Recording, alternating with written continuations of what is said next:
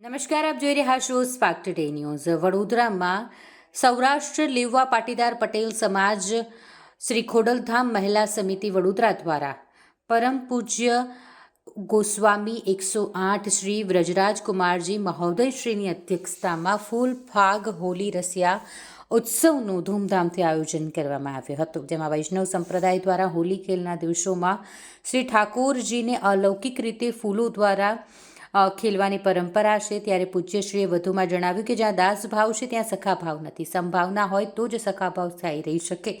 ભગવાન પોતે સખાભાવમાં ગોપીઓ સાથે હોલી રમતા હોય છે. પટેલ સમાજ ગોરવા વડોદરા ખાતે વૃંદાવન જેવો માહોલ સર્જાયો હતો. પૂજ્ય શ્રી વ્રજરાજ કુમારજી મહોદયશ્રીની મંગલ ઉપસ્થિતિમાં ભવ્ય હોલી રસિયા ફૂલ ફાગ મહોત્સવમાં પૂજ્યશ્રીના આશીર્વાદ હજારોની સંખ્યામાં વૈષ્ણવોને પ્રાપ્ત થયા.